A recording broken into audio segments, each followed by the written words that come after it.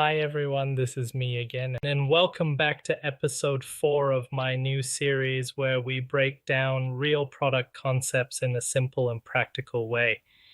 In the last video, we talked about data-driven product decisions and road mapping, how teams use data to decide what to build next. But now comes the bigger question: how do you decide the overall direction of a product? Because building features is one thing, but knowing where the product should go, what matters most, what to ignore, and what to sacrifice. That is product strategy. And this is also where trade-offs come in, because in real product management, you can't have everything. Let me take you to my screen for a better understanding of how these things work and fit in a real-world scenario. Now, first and foremost, what is product strategy? Product strategy is the plan for what problems you will solve, for which users, in what way, and why that matters to the business. Basically, product strategy is the direction that helps a product create value over time. It is not just a roadmap.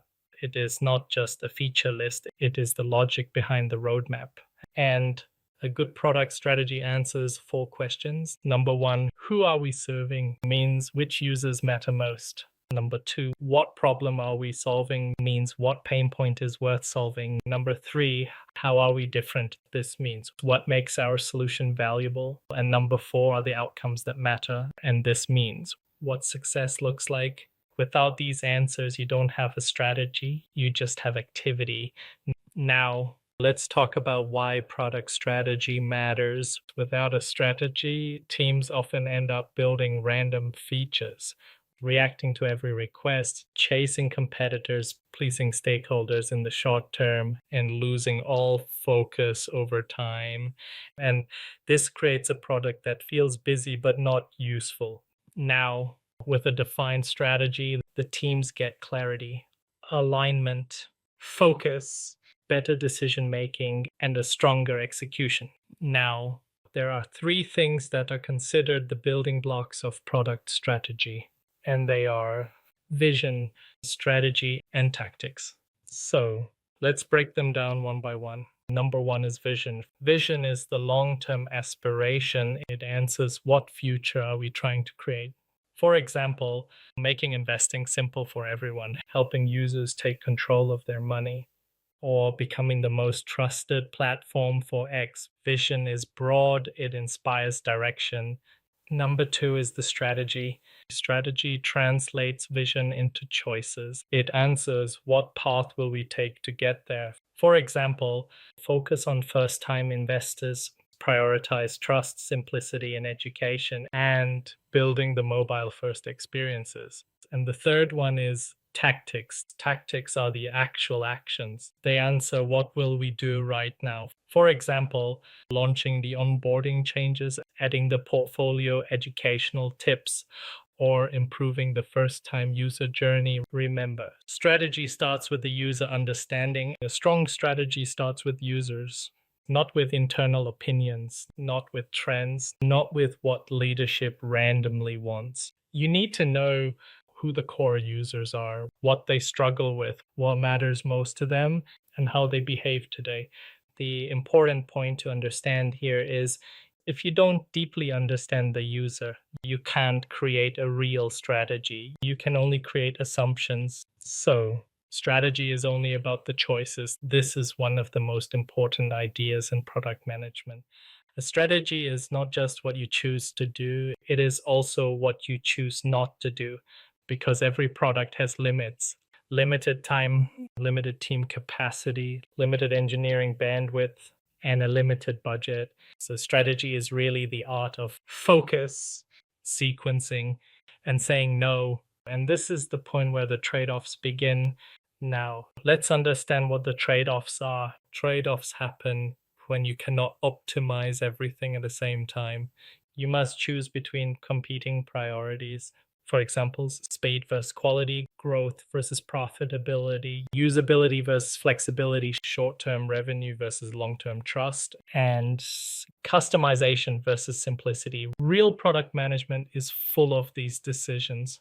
Now, why trade-offs are unavoidable? Every product team wants all of this: more features, faster delivery, high quality, low cost, no bugs, perfect UX, and always happy stakeholders. But in reality, you usually can't maximize all of them at once.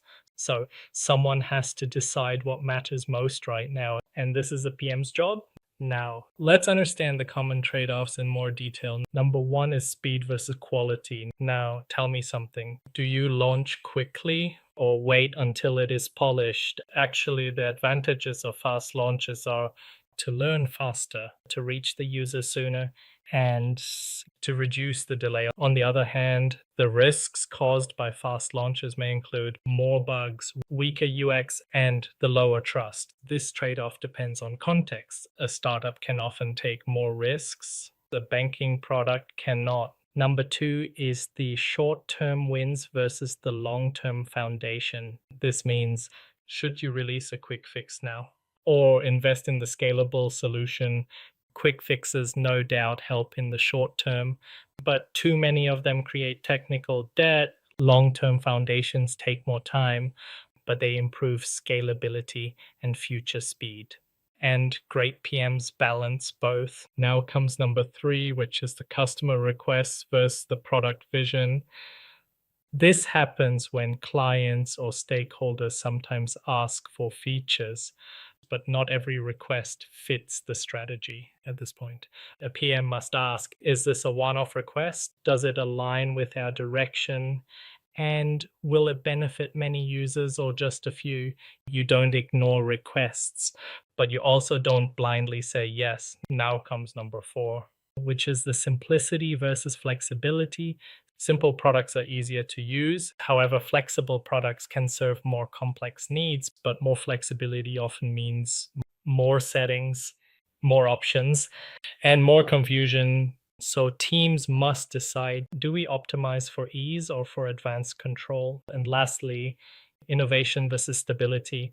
Should you push bold new features or improve the core product first? Innovation creates excitement. Stability creates trust. Many teams overinvest in shiny new features while the basics remain weak.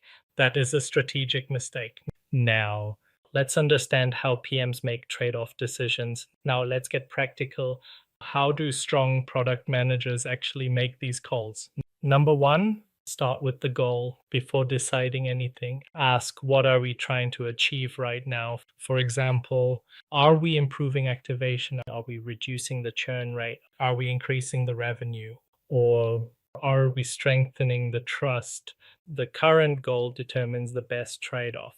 And number two, understand the constraints. You need to know the reality here.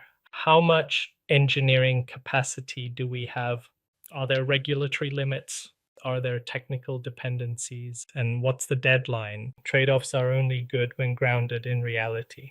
Number three, use data plus context. On this one, always look at the user data, the business impact, the operational risk, and the customer feedback. But don't rely on numbers alone. Use judgment too. Now comes number four, which is to evaluate options. Remember, good PMs don't jump to one answer, they compare options. For example, option A is fast but risky, option B is slower but scalable, option C is the mid path. Then they explain the trade-offs clearly.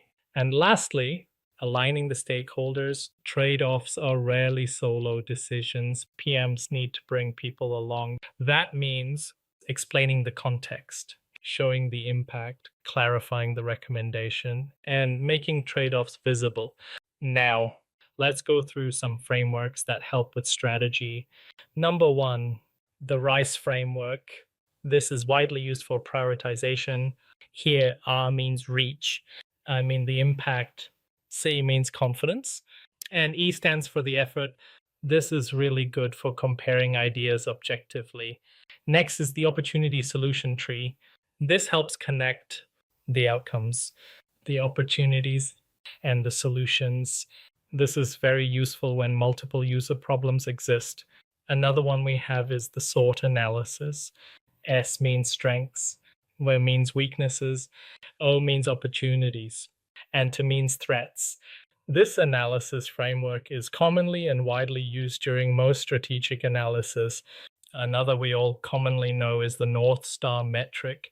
This helps in keeping the team aligned around one core outcome. Now, let's understand how to build the product strategy step by step. Step number one, understand the business context. Ask, what are the company's goals? What is the revenue growth? What is the retention rate? How are we expanding? And how does the efficiency look? Remember, your product strategy must always support the business direction. Step number two, understand the user problem. Always use the data from the user interviews, the analytics tools that are integrated, the support data, and the market feedback. Don't build strategy in a vacuum.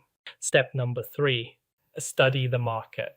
You need awareness here, awareness of the competitors, common trends, customer expectations, and the changing behavior. This doesn't mean copying competitors. It means understanding the landscape. Step number four, identify the strategic opportunities. Where can your product create meaningful value? For example, simplify a complex journey, serve an underserved segment, improve trust in a risky domain, and reducing friction in a high conversion flow. Step number five is to make the strategic choices. Now decide what we will focus on, what we will not focus on, what success looks like. Step number six is translating the strategy into roadmap themes, and the themes are bigger than features. For example, the onboarding simplification, trust and transparency, operational efficiency, and personalization. And lastly, step number seven is to revisit and adjust. Strategy is not fixed forever. As markets change, as users change, the strategy evolves too. Now, let's take a real product example. A fintech app sees this: good signups, poor activation, and a weak retention after the first week. Without a strategy, the team may add more features, redesign random screens, and chase competitive features. But with the strategic thinking, they define the problem clearly. Users sign up but don't quickly understand the core value.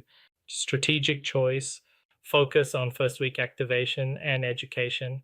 So the trade-offs here are: delay the less important features, invest in onboarding and value explanation, reduce the roadmap noise. This will make the roadmap then go with the simpler onboarding, guided first actions, and the personalized nudges. And that is the strategy in action. Now, let's talk about the common mistakes in the product strategy. Number one is to confuse the roadmap with the strategy. A list of features is not a strategy. Number two is trying to please everyone. A product that serves everyone usually serves no one well. The third common mistake is the no clear target user. Without focus, strategy becomes vague. Number four is chasing the competitors blindly. A good strategy is informed by the market, not controlled by it. And one of the most common mistakes of all time is to avoid the hard trade-offs. Weak PMs try to say yes to everything. Strong PMs make clear choices. Now, who is involved in the product strategy? Always remember, strategy is collaborative, but PM usually drives it. The product manager frames the problem, direction, and trade-offs. The engineering team leads the feasibility and technical constraints. Then comes the design and research, as they are responsible for the user understanding and UX implications. Then the data team for insights, metrics, and validation. Then come the leadership and business teams to help achieve the long-term company goals and market priorities. And lastly, operations support and the compliance teams for the practical realities and risks. Remember, strategy becomes the strongest when it connects all these perspectives. Now, do you know what makes a great product strategist? Let me tell you, a strong product strategist is not just smart. They are able to simplify complexity, focus on what matters, explain trade-offs clearly, align people around direction, balance users, business, and technology, and make decisions under ambiguity. And maybe most importantly, they are comfortable saying, not now and not this. Here, I've summarized a few key takeaways for you. Product strategy defines product direction, not just feature plans. Great strategy starts with user problems and business context. Strategy is about choices, focus, and priorities. Trade offs are unavoidable in real product management. PMs must balance speed, quality, scalability, business needs, and user value. Data helps, but judgment and context are essential. A roadmap without strategy becomes random execution, and great PMs don't just build features, they choose where the product should go. So now you understand how product managers think strategically and how they make tough trade offs. But once you've set a strategy, how do you actually align everyone around it and influence without formal authority? In the next video, we'll break down stakeholder management and influence, one of the most important skills in real world product management. This topic is where product management becomes leadership. Because once you understand strategy and trade offs, you stop acting like someone who manages tickets and start thinking like someone who shapes the future of a product. Till then, take care, and I'll see you in the next video. And yes, please don't forget to like, share, and subscribe. This gives me motivation to do more. After all, what I do is purely based on my positive intention to create a real impact.